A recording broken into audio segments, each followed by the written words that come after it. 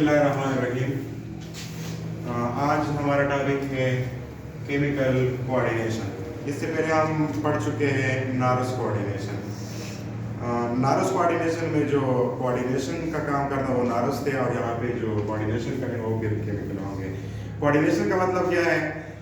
For example एक घर में भाई होते हैं, 3 4 5 भाई होते हैं। फिर एक के ज़िम्मे एक काम होता है, दूसरे के ज़िम्मे दूसरा काम होता है, तीसरे के ज़िम्मे तीसरा काम होता है। जब वो तमाम के तमाम अपना काम अपने वक्त पे करते हैं तो सिस्टम जो है वो चलता है। इसी तरह बॉडी में भी मुख्तलिफ आर्गन होते हैं, मुख्तलिफ सेल होते हैं। अगर आप हर आर्गन अपना काम परफॉर्म करें तो बॉडी का जो सिस्टम है वो अच्छी तरह चलता है। इसको कोऑर्डिनेशन कहते हैं। केमिकल कोऑर्डिनेशन, अब रब्ता अगर केमिकल के जरिए हो तो इसको हम कहते हैं केमिकल कोऑर्डिनेशन। इससे पहले हम कोऑर्डिनेशन पढ़ते थे नारोस कोऑर्डिनेशन। नारोस कोऑर्डिनेशन में जो था उसमें नारोस काम करते थे। फॉर एग्जांपल सेल है, रिसेप्टर है, रिसेप्टर से पैगाम कौन लेता था?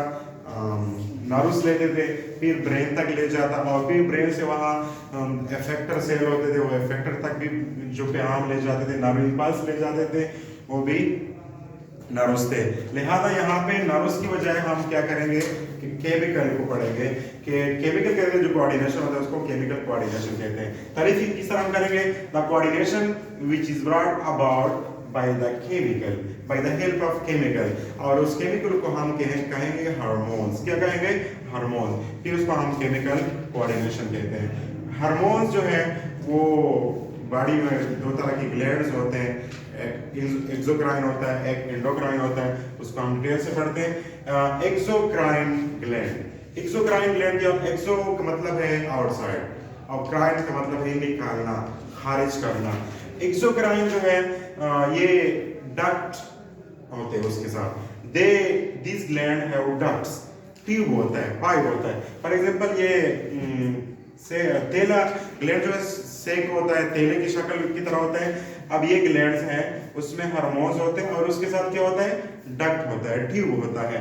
फिर उसी ट्यूब के जरिए वो अपने हार्मोन्स, वो अपने केमिकल्स को कहाँ तक ले जाते हैं? टारगेट सेल तक ले जाते हैं, टारगेट ऑर्गन तक ले जाते हैं। जहाँ पे केमिकल्स की जरूरत हो उसको वहां तक डक्ट के जरिए पहुंचा देते हैं। और इसका एग्जाम्पल हमारे पास क्या है? डाइजेस्टिव ग्लैंड्स हैं, जिस तरह सलाइवा है माउथ में, और इसी तरह स्टोमिक है। स्टोमिक में जो केमिकल खारिज होते हैं फिर वो डाइजेशन में काम करते हैं। इसको हम क्या कहते हैं? एक्सोक्राइन ग्लैंड कहते हैं। सेकंड वन हमारे पास है एंडोक्राइन ग्लैंड। इंडोक्राइन, इंडो का मतलब है इनसाइड और क्राइन का मतलब है निकालना, खारिज करना। अब इसके साथ जो है डक्ट नहीं होते, इसको हम they are also called endocrine gland or also called ductless gland. क्या कहते हैं? Ductless gland. These are the ductless gland. इसके साथ तक ग्लैंड्स नहीं होते, सॉरी, इसके साथ डक्ट नहीं होता। जब ट्यूब नहीं होता तो अपना अखराज जो है, सिक्रेशन जो है वो कहाँ पे खारिज करेंगे? ये जो है ये अपनी एक्सक्रीशन को ब्लड में ले जाते हैं। कहाँ पे खारिज करते हैं? ब्लड में। जब ब्लड वेसल में अपने हार्मोन्स को खारिज कर दें तो फिर उसी ब्लड के जरिए जो है वो टारगेट सेल तक पहुंचा देते हैं। कहाँ तक पहुंचा देते हैं? Target cell. टारगेट सेल का मतलब यह है कि जहां पे भी हार्मोन्स की जरूरत हो, जहां पे भी हार्मोन्स की जरूरत हो, ब्लड उसे वहां तक पहुंचा देती है। हार्मोन्स की डिफिनेशन हम किस तरह कर सकते हैं? हार्मोन जो है वो एक ग्रीक वर्ड्स है। क्या है? Greek words which mean exciting, exciting उबारना। तो इसका ये माना हुआ डिफिनेशन हम किस तरह कर सकते हैं? Hormones are organic substances produced by endocrine gland which regulate और inhibit the specific function.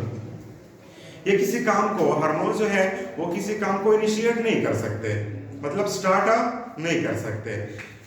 Start काम को फिर वो बरकरार भी रख सकते हैं, और दूसरा जो है वो उसे तेज भी कर सकते हैं और रोक भी सकते हैं, लेकिन वो किसी काम को स्टार्ट नहीं कर सकते। इसी तरह जो एंडोक्राइन ग्लैंड है उसके फंक्शन, हार्मोन्स के जो फंक्शन है वो है मेटाबॉलिज्म है, जो खुराक की तोड़ फोड़ है, जो डाइजेशन है वो भी काम कर सकते हैं। और दूसरा जो है ग्रोथ है, बढ़ोतरी।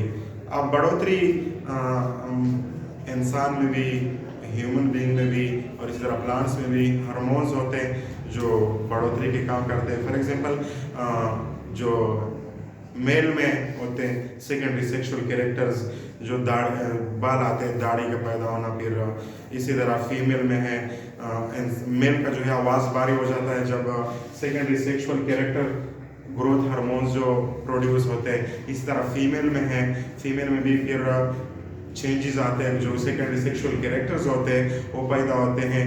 तो ये सब के साथ जो है ये हार्मोन की वजह से होते हैं, और ये तमाम जो है एंडोक्राइन ग्लैंड जो है इसको खारिजा करते हैं। तो हमारे पास जो है दो तरह के ग्लैंड्स वाक़ होते हैं हमारे बॉडी में, एक होते हैं एंडोक्राइन ग्लैंड और दूसरे होते हैं एक्सोक्राइन ग्लैंड। एक्सोक्राइन ग्लैंड का मतलब है उसके दे हैव डक्ट्स, उसके साथ डक्ट होते हैं, फिर जो अपनी एक्सक्रीशन है जो केमिकल खारिज करते हैं वो अपने डक्ट में खारिज करते हैं, फिर उसी डक्ट के जरिए टारगेट सेल तक पहुंच जाते हैं, जहां पे वो एक्शन करते हैं, जहां पे वो काम करते हैं वहां तक पहुंच जाते हैं। और एंडोक्राइन ग्लैंड जो है वो डक्ट लेस ग्लैंड होते हैं, उसके साथ डक्ट नहीं होते हैं।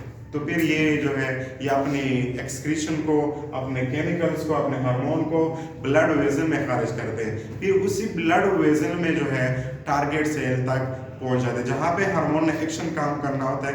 फॉर एग्जांपल पिट्यूटरी ग्लैंड है, एंडोक्राइन ग्लैंड की जो एग्जांपल है वो पिट्यूटरी ग्लैंड है, एड्रीनल ग्लैंड है, और इसी तरह